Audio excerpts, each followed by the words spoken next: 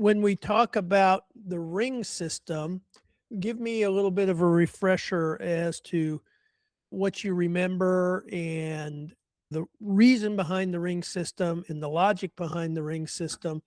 And I'm going to pull up the zone map here. See the zone map? We do. Okay. So the logic behind it, let's talk about the 34 strengths and the 33,600,000 combinations and the discovery that Gallup has and core clarity that they fall into some common buckets. Now, the difference between the way Gallup does it and the difference between the way core clarity does it, does anybody want to weigh in and describe what the difference is? Gallup seems to have them locked into four definitive domains, and core clarity allows for certain traits to shift between domains. Close. So they both have four domains. That's what Gallup calls theirs. Core clarity calls them quadrants. And we're the ones that allow that categorize 12 chameleon strengths. And those are strengths that can take on traits one or the other. Gallup's categorizes them by what they call factor analysis. And that's a fancy word that if two strengths show up together a lot, they must be similar. So they're in a similar domain. A great example of that is if you look down to the bottom right to achiever, responsibility and achiever often show up together. So Gallup puts them together. Now, core clarity makes the distinction that yes, but, and the but is that what we're trying to get to is what is that activator inside of you? What gets triggered or activated when a strength comes along? So the difference now is that achiever is activated by that internal sense of accomplishment and the drive to finish. Responsibility is activated by a relational engagement, getting something done out of a sense of obligation, duty, loyalty. So that's the difference in how they classify them. Now, what we found is that the way the software is designed is that these 12 strengths have a question before it gets into the traits that you identify. And the question for responsibility, for example, is, are you more loyal or are you more reliable? And so if it's in the loyal category, that puts it into the blue or the relating zone.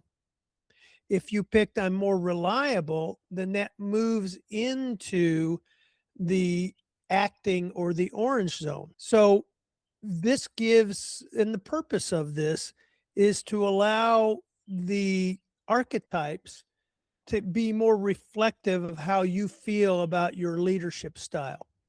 A good example this morning, I was coaching an executive who is a catalyst, and we'll talk about that, but a catalyst is basically red and orange.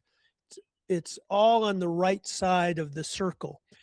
That kind of a profile is very forward driven. We call it type A. The nickname for the catalyst is the Tasmanian devil. And so his strengths, for example, if you go up to the middle, you'll see activator, self-assurance, and significance. His significance was red, and that is his outgoing energy motivates others. Now, what colored that, so to speak, is that he had winning others over as well in front of it. So you've got this red winning others over, this motivating winning others over, and then you've got this significance. And we talk about the red zone being the emotional thermostat. It sets emotional energy. And so for this individual, his name is Ray, significance was the thing he uses to motivate others. Now, he also had a range of his strengths. And for him, if you go down to the bottom, you'll see arranger and deliberative together. For clarity, puts it into the orange zone because from in their system, it's a puzzle solving thing. Hold on, I've got somebody logging in here. Let me see if I can find out how to let them in. Okay, all right. So getting back to the arranger and deliberative, now Gallup puts it into the orange because the puzzle that people see is orchestrating people to get things done. So this morning with the person I was meeting with, he had achiever, belief, which are orange in the get it done zone. Achiever is a finishing get it done strength. Belief is a sustaining get it done strength. And then it was winning others over. And then arranger, he selected it as orchestrating people. That puts it in the orange. If it was solving problems, it would have put it into the green. Now, they're both very similar. They're optimizing and they're puzzle solvers. One is more around, think of it as a spreadsheet or planning and things like that. The other is more hands-on in the field, orchestrating people. And so the puzzle pieces are people and the puzzle map is the field of play. Now, with this particular person, you get lucky sometimes. And I use the analogy that this is very much like the Marines. So you take the beach and you work in real time and you're optimizing people to get the mission accomplished. Guess what? He was a Marine, so he really identified with this. And these strengths, our system helps you get into that other layer of conversation. But more importantly, when we were working with the core clarity system, and this is what we discovered at a conference in Denver with 200 people, that people would have, for example, a servant leader profile. And a servant leader has strengths in the relating, thinking, and acting zone. I'll pull that up real quick. Do you see the servant leader profile up there? I need someone to say yes or no. Yes. Okay, great. And so in that servant leader profile, let's see here. Do we have everybody on the call? Okay. No people in the hidden zone. Got one more person added. All right. So in the servant leader, you can see where you've got relating, thinking, and acting strengths. Those are the three zones. Nothing in the motivating zone. So that'll take a particular kind of leader. But imagine that you've got somebody with three green strengths, one orange, one blue. That person is going to take on some traits of what we call the pioneer. And we'll look at the pioneer right here. The pioneer has strengths in the orange and the green, or it could take on some traits depending on those green strengths, more of a trusted advisor. So within this, and so when you've got the chameleon strengths, that makes it even more nuanced in terms of it can be a little bit more like this or a little bit more like that. So this particular person, of course, will go down to the catalyst. And so see the catalyst here is the red and the orange. And he totally identified with the red and the orange. Now, had he picked the default on the other system where arranger was green and the significance in his was orange, then it would have looked more like what we call a powerhouse. And yes, it captures some of it, but he is much more, he does not enjoy, he's an engineer. And he said, I had trouble in the class part of it, in the formulas part of it. I was great at actually doing it. So again, having this ability for someone to really tailor this, it just is more fit for him as we get into his backstory of what he was saying. I was the caller. Let's see, someone left a message here. All right, so let me pause with that and just, first of all, reactions and questions. And I'll go back up to the zone map here because this is really important to get this idea about the zone map. Okay, all right. So let's start going through the different archetypes. Now, we've organized these based on how common they are. And a lot of it is simply math. You've got so many, for example, in the green thinking zone, that has more strengths in that zone than any other zone. Then the second most is the acting zone. Then the third most is the relating zone. And then the least is in the motivating zone. So that's how these get ordered. I am probably going to reorganize this so that we start with connector and just go down.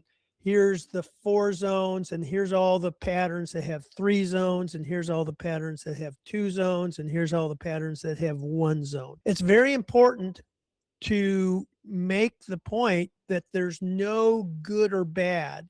People will tend to index towards looking at their particular profile, archetype, or even strengths, and then when they see somebody else, they will think, oh my gosh, I wish I had some of that. So we tend to look at the deficit side of what we've got. And for example, my wife has 5 green strengths. So we'll go down here, the mastermind. Now, that simply means that she is extremely intelligent and creative, and that's all a plus. So all of them, and it gives her more capacity in that than many people. And my youngest son, who's an engineer, is also a mastermind. And he got 1B in his 8 years. He did music and then he did engineering. That's just a huge asset. We also talk about how these strengths can work against you. So there is that shadow side as well. So let's go back up to starting out here with the servant leader. One way to talk about what these archetypes are, and again, Gallup doesn't do archetypes, Core Clarity does do archetypes. They'll show a pie, for example, and then a missing piece if you don't have any strengths in the motivating zone like this. So think of servant leader as relational, that's the blue, thoughtful, that's the green, and reliable, that's the orange. It's a great shorthand for this. And the servant leader is the kind of leader who is behind the scenes, rolls up their sleeve. Think of the movie character of Samwise Gamgee in Lord of the Rings or Captain Miller in Saving Private Ryan. Somebody who is there to get the job done, not looking for any accolades, not wanting center stage, and is the kind of leader who comes alongside of someone and works with them to get things done. And again, we talked about, we won't get into the secondary ring categories, like the servant leader could look like a pioneer, could look like a sage. Those are the sub rings in there. The connector has strengths in all 4 zones. It's means that they speak all 4 languages. They're unique in that they have the ability in a group environment to tune a team naturally. They know where there might be some misbalance or somebody might be missing. For example, I'm a servant leader. I don't necessarily know if people need a pat on the back. I don't even care. It's okay. We're all here to get a job done. There's no awards for showing up and no awards for getting your job done. That's just table stakes. However, in a team environment, people do need recognition and they do need to know if they're on the right course or not. And someone raised their hand. Kenna, go ahead. Oh, you're on mute. Can you hear me? Is it okay if I interrupt as you go? Absolutely. Now, what you may need to do is speak up, because the way the visual is, I've got the screen here. So I heard the sound, but if I don't hear it, just go ahead and say, hey, can we pause for a minute? Yeah, I think my question is more, I struggle a little bit because the chameleon strengths in particular flip you between the rings sometimes. They do. And so how do you better identify which, I struggle with that one a little bit. And 2, can your chameleon strength flip between the 2 rings when you have like life events? Because I guess my point is, like, I'm an arranger. For a long time, I felt like it was people. sometimes I feel like maybe now it's more problem solving. So I just wasn't sure. Great And question. that would fit my archetype. Yeah, so this gets into the purpose of the tool. The purpose of the tool is to help give you language that you really identify with. And so it's not an algorithm, it's a way to help you craft a picture of what you look like at your best. And my recommendation would be, if it flipped you to a ring, I would read both rings and see what you identify with the most. And then if, for example, you're a servant leader but you could also be a pioneer, and I had a leader yesterday. He said, when we first started this, and this was back in the core clarity days where it was called a caregiver, he was in that area, but in our system, he came out as a pioneer. And so he was confused. And we talked through, does this language make sense for you? Are you someone who enjoys being on the leading edge and having lots of latitude, no micromanagement? Do you have a tendency to want to work more with very capable people who can follow you, or do you want to be hands-on and helping them develop? Those would be some of the distinctions and the questions I went through to see if the pioneer, that because he liked the word servant leader and he wanted to keep that. And as we talked through it, is no, he's more of a pioneer. And so the system did get him right in that it gave him the language. When he read through the language of the pioneer and compared it, he said, I'm more of a pioneer than I am a servant leader. But again, if you've got somebody there that is in that balance between the two, what I like them to do is go into this paragraph and underline the sentences they think capture them the best in each of them, and then simply extract them into a paragraph that captures you. The purpose is that you have a description that you identify with, not that this is an algorithm. The algorithm is the Clifton Strengths. What we're doing is creating an interpretation tool to help people tailor it and get it more individualized. The paragraph that you create is 1 in 8 trillion possibilities. So we've gone from 1 in 33,600,000 with the Gallup top 5 into, once you customize your paragraph, you're a one-off. And that's part of the purpose of it. But if you find, and occasionally, and in your case, Kenna, which are the 2 rings that you bounce between? I'm currently listed as a first responder.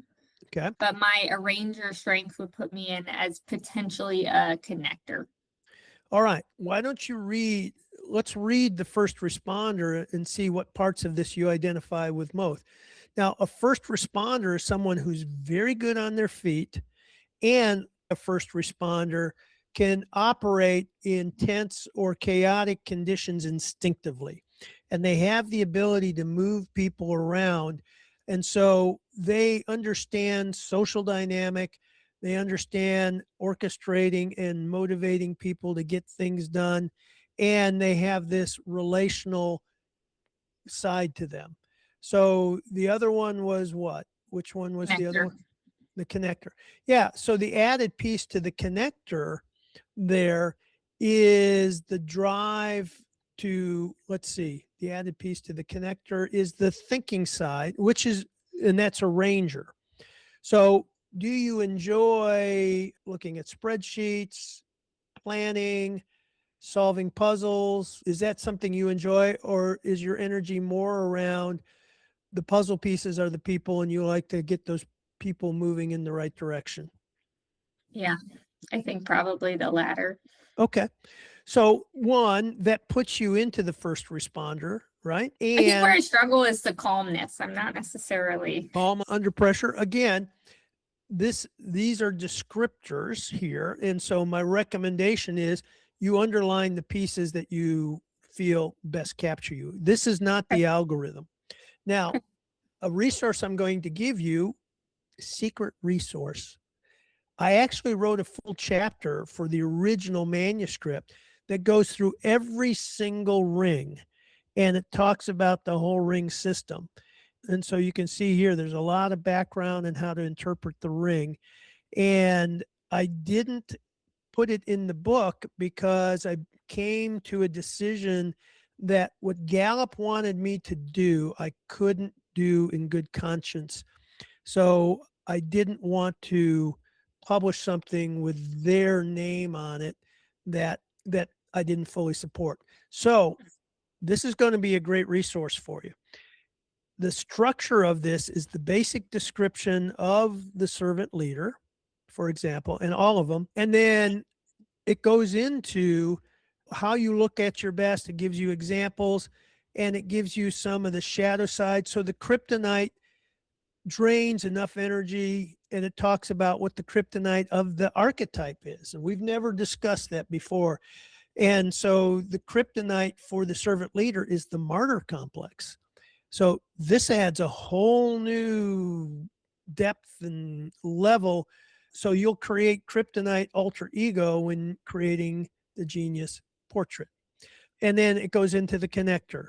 So I will make sure all of you have this. I'll just email it out to you guys.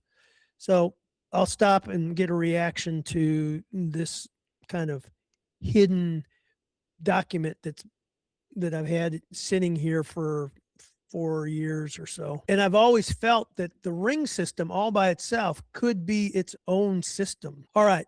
So we talked about, now the connector tends to be what we call a Jack or Jill of all trades, because they can speak all the languages. They're not strong or dominant in any particular zone. It's well distributed.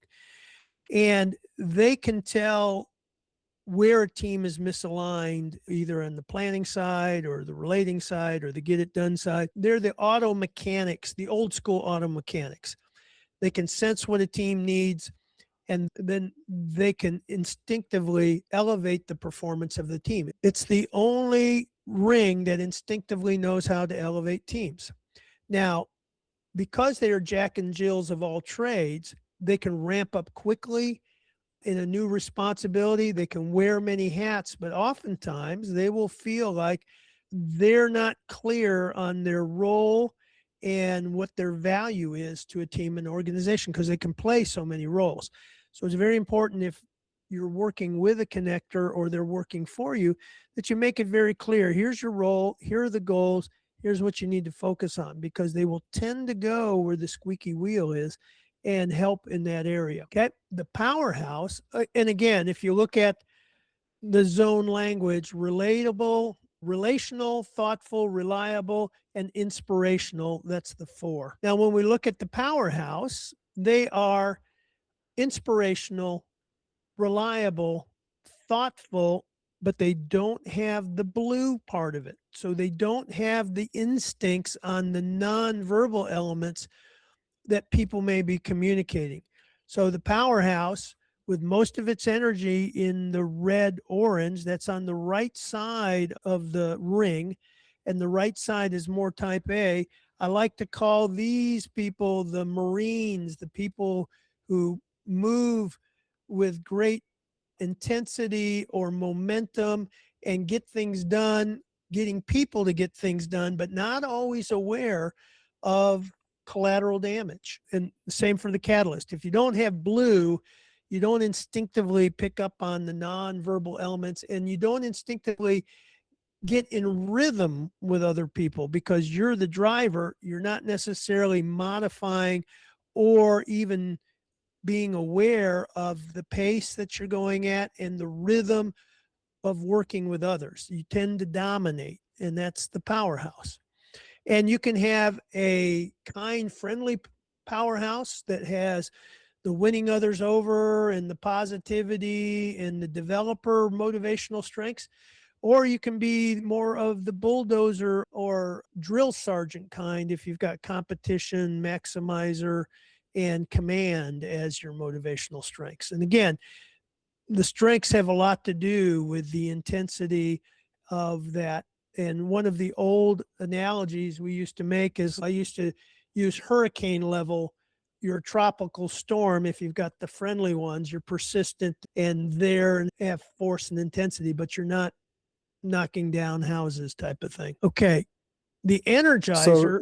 Real Go ahead. quick, I was just gonna mention, I find it fascinating that you can have these three rings to be a powerhouse for any of them. You can have these rings, and depending on how many overload on one side can dictate how it kind of moves, and then even the specific ones. So is that like the case for all of these? Is it possible to Yes. lean heavy into Yes. maybe the green and red side, and it creates a different type, and then Totally. the green and orange side and create a different type? Yeah. So think of the zones as languages. So the more strengths you have in the zone, the more fluent you are. And if you've got three or more strengths in a zone, that makes you a savant. It's just your second nature. It's your dominant. It's also an energy field. It's where you get the most energy. So you can imagine a powerhouse that may have three green strengths, and they're really like a field general, a strategist kind. Or you can see a powerhouse that may have three orange, and they're just a bulldozer. That's me.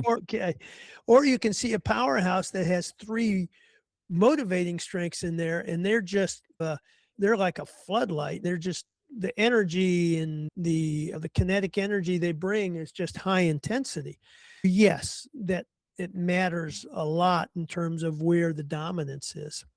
And if you've got someone who is two reds and two oranges, they're going to behave a lot more like a catalyst as well. And the green will be subordinate to the catalyst kind of energy. So this gives you all kinds of opportunities to, when you're looking at people, and especially when we look at a team in their rings and seeing the differences in them. I'll pull one up so that we can see what the ring report looks like. Okay, the Energizer, again, three zones, relational, motivational, and thoughtful. It doesn't have the orange ring, so it doesn't have that internal drive to move things forward, but it does have the drive to make the team they're on better and more productive and more engaged. So they do their best work when there is a great team or a great mission. A lot of times energizers will have these motivational statements in their offices, especially if they have two or more motivating strengths. But again, you can see where if there's three blue or there's three green or there's three red, it'll change that energy and how they show up very differently. Now, the shadow side of the energizer is if they're not on a motivating team or doing inspiring work, for example, or that orange doesn't come alive. And so they will have a hard time pushing themselves to do something just for the sake of doing it. And the difference is if you do have orange, then, for example, I like to ask people the difference between an energizer. If it's a Saturday and this rare occurrence happens that you have nothing to do and the whole family is gone for the weekend and you're by yourself, what would you do? I hear energizers talk about, I'll take a walk, or I'll sit and read, or I'll go play golf, or I'll do stuff like that. If I take somebody who's got orange, especially if they've got achiever, I'll clean out the pantry. I'll get something done type of thing. So that's the difference in that zone of the orange, having it or not having it. I just want to say I'm definitely energizer, and I'd go for a walk or I'll read a book. That's me. Yeah. Especially so. How about an energizer that has like three thinking strengths? Yeah. So you will be more of a professor, philosopher, preacher type, and a trusted advisor. You'll love for people to come to you and hear what they're saying and then give them some uplifting advice. Okay, we talked a little bit about the first responder, and again, relational, reliable, motivational, and without the green side of it, they respond and come alive in the moment. They're more of a real-time response. The green, depending on the green strengths, again, some green strengths operate really good in real time, but here this person is at their best in the moment, in real time. Let's not do a lot of rehearsing on this. Let's get a general idea and let's just go do it. Let's figure it out as we go. And here the teaser line or the joke is that thinking doesn't get in the way of first responders. So there's jokes behind all of these, but that's the one. So I'm going to date myself. There was a movie called Butch Cassidy and the Sundance Kid. Kenna, have you ever seen that movie? Probably not. There's a scene when they want to test Butch to see if he's really a good gunman. And so he's standing still and he's aiming at some cans and he can't hit a single one of them standing still. And then he gets frustrated and says, heck, this isn't the way it is. So he rolls on the ground and he moves around and he shoots them all. First responders oftentimes do best if they're in motion, if they're physically engaged in whatever it is they're doing. One person noted that some of the clients they were coaching who were first responders loved to be in a plane or a train because when that thing was in motion, they did their best thinking type of stuff. So it's, again, a very interesting profile. Now we're getting into the group that have two zones. And the first one is the sage. And the sage, the blue and the green, is on the left side of the ring. The more strengths on the left side, the more you tend to be a thoughtful responder.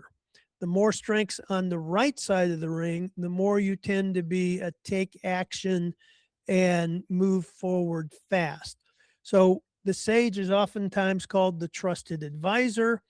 They are thoughtful, that's the green. They're relational, that's the blue. And they are people that individuals feel safe coming to. And that's why the more strengths you have on the right, the more you don't feel safe because there's an agenda and it's momentum and you don't have the space to slow down and to connect. So these are the trusted advisors. And oftentimes I have found that if you've got like a powerhouse leader, that oftentimes there's a sage at the next level that tends to be that buffer, not only a relational buffer between the powerhouse leader and their teams, but also a person who helps give them some reason and thoughtfulness behind their bold actions and helps them see the implications and the ripple effect of decisions. We go into the pioneer, and the pioneer, again, all the strengths are in the bottom two zones. So we talked about how the bottom two zones are internal. And so that internal nature makes them more of an introvert. In other words, the energy comes from thinking and doing. You can be what's called an outgoing introvert. The introvert extrovert is where the energy comes from, but you can be an outgoing introvert. And I've got 3 green, 1 orange. So that means my secondary ring is a pioneer. And when I do workshops and I put all that energy in interacting with people, at the end of the day, I just don't want to see anybody. I got to get in my head to recover. And that's an important thing to ask them is, what do you do to recover? What zone are you in? For me, the green is where I like to reflect, think, plan, imagine, and that'll be part of the way I'm wired to recover.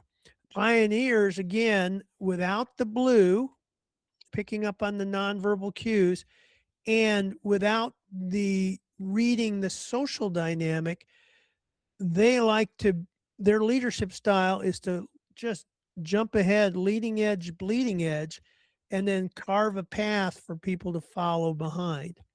Oftentimes, pioneers do better with very experienced individuals, like think of a Navy SEAL platoon or pod. And so everybody's competent, everybody knows their role.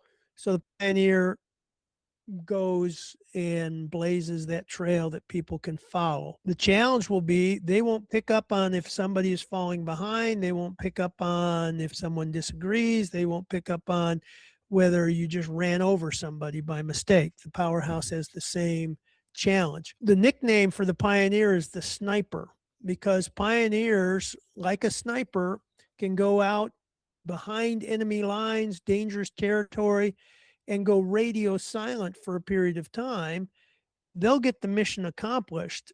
And then when they come back, you're better off not knowing how they got it done. Just be happy that it got done. They don't like to be micromanaged. In fact, they hate being micromanaged. And they're typically not, they don't enjoy having to answer stupid questions. And in their world, most questions are stupid.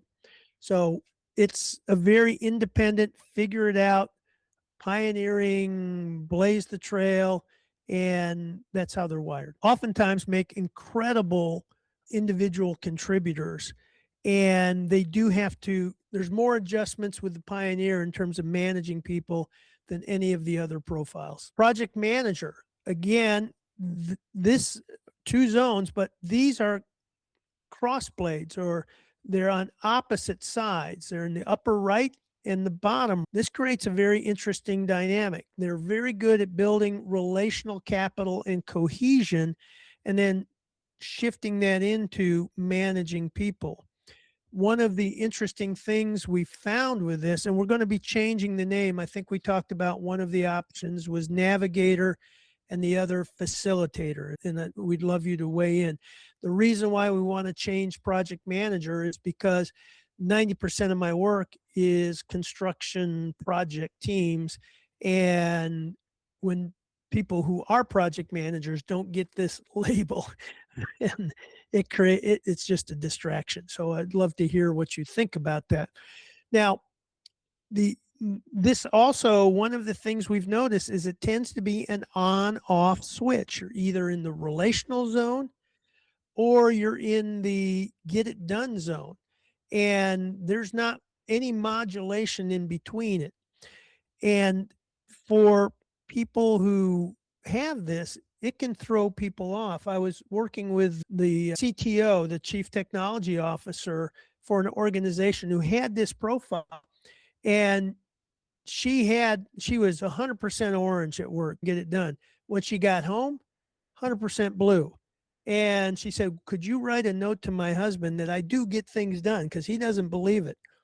That's the nature of it. And we've also had stories of people with this profile where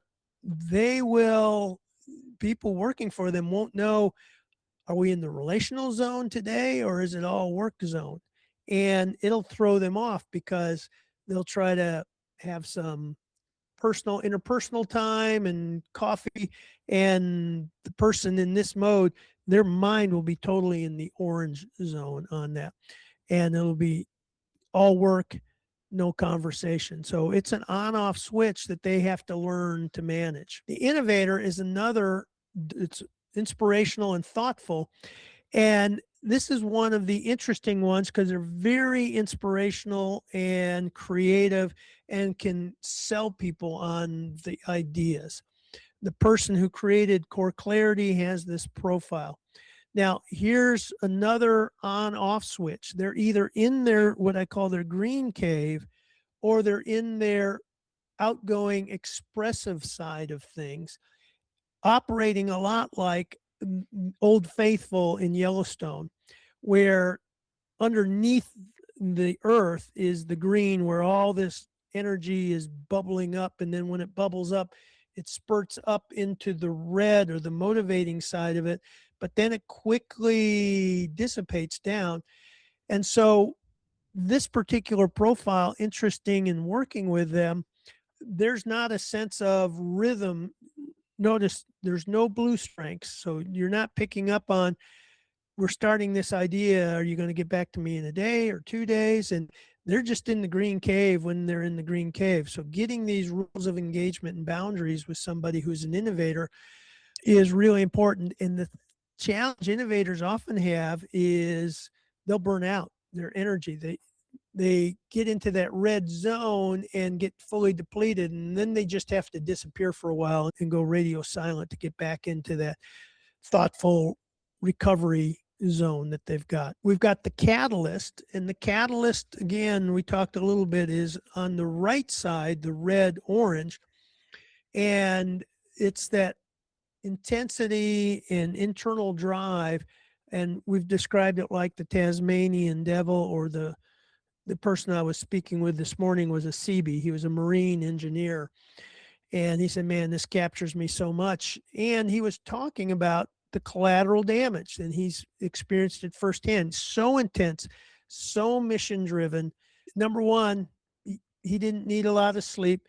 Number two, his family didn't get a lot of slowing down and just relational time because it's not natural. It's just not instinctive in him. And we did look at the top 10 and the bottom 5, and his first relating strength comes number 8, and it's responsibility. Responsibility isn't necessarily a warm, cuddly relating interpersonal strength. It's about loyalty and reliability. And so he was deeply loyal, and he's had to learn over time how to disengage from all the stuff that his mind is on in work and mission. And he said the Marines were the ideal environment for me. And he talked about how it's just the perfect environment that tapped into everything that was natural and instinctive in him, and he excelled at it. And then when he got out into the real world and with family, that was a hard adjustment. The mentor has all the strengths in the blue and the red, and those are all the external strengths, the things activated with people. And so a great day for a mentor is to spend all day with people. And you'll notice that there are other patterns where, if they have for example, the first responder could still have 4 strengths in the red and the blue, or the energizer could have 4 strengths in the red and the blue. So they could be very much in that mentor zone, that coaching, that help. These people wake up every day thinking about, how do I make the people that I work with better? And a great day for them is helping make a difference with a person. A bad day for them is to be locked in a room with a spreadsheet and go through the financials for the year. They'll come out either babbling or worse, because that's a total drain for them.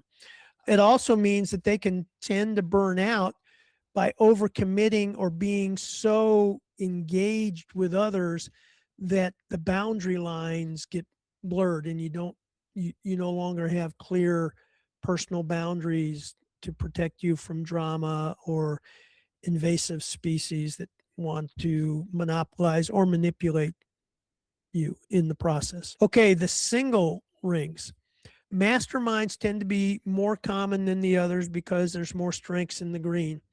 And these people have a very rich thought life. They live in their heads. They think, they plan, they strategize. I worked with a COO from a large global construction firm, and he was a mastermind.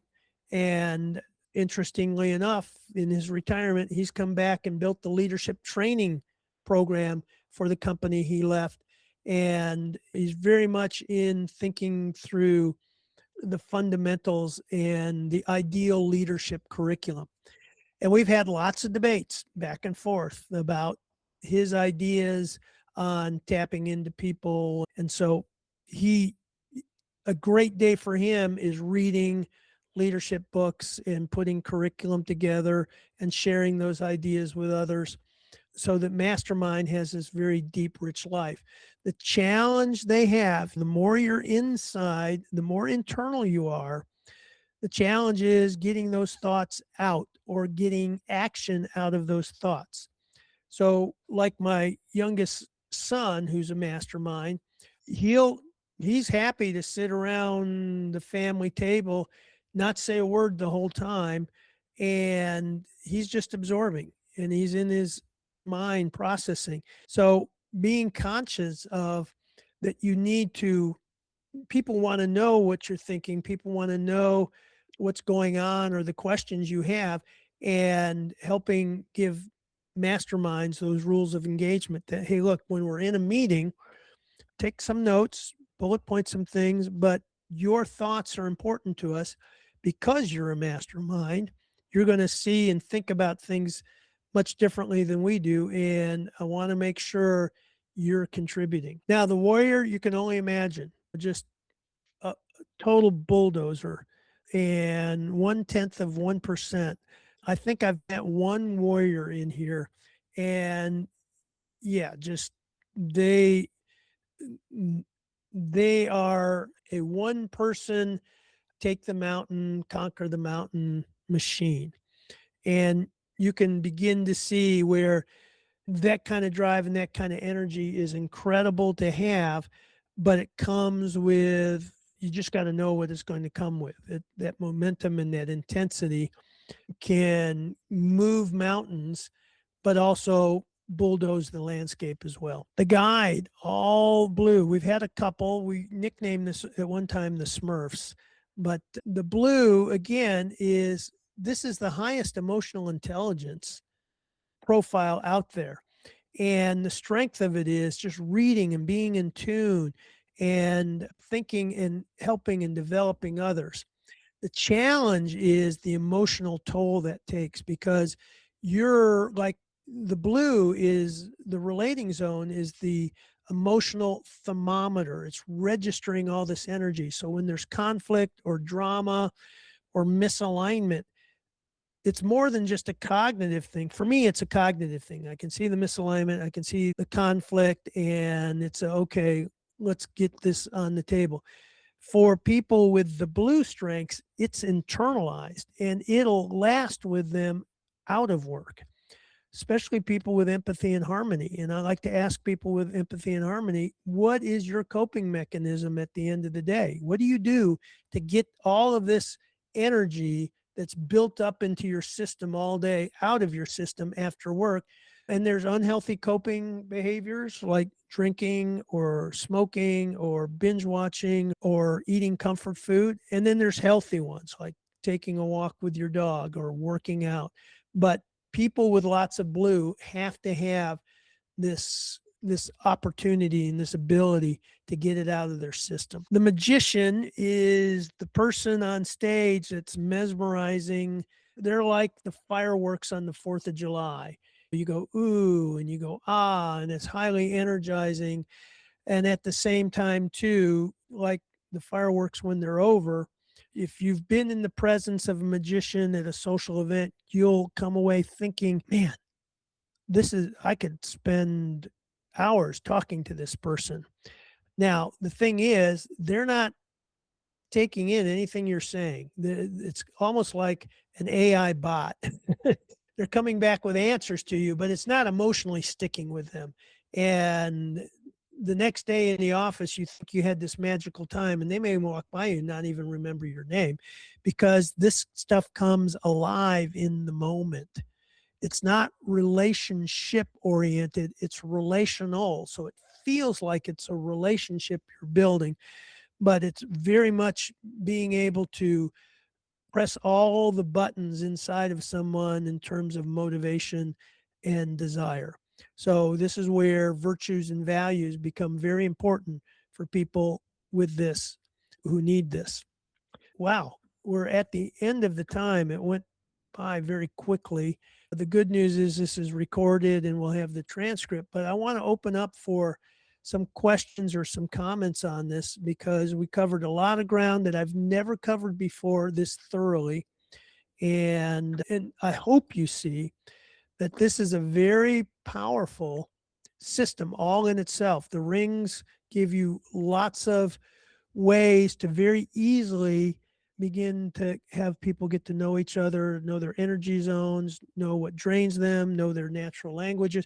And next time we get together, we'll look at how we use it to bridge collisions and conflict, because this is the first tool I go to.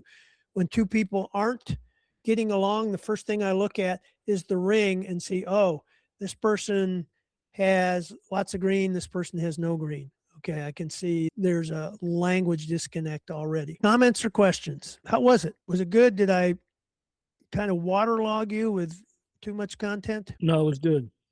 Okay. No, I think the one thing, sorry, that might be helpful is if you had, and you might already have a handout that you could just point me at, which rings are the most common amongst people and versus which ones are less. Okay. Yeah.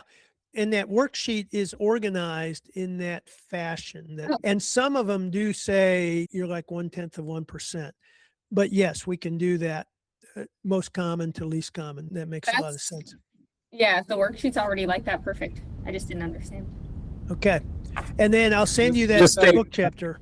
Go ahead, Samson. Oh, I was just gonna say, I part of me is curious as to, knowing the rings is amazing. It was a great run through.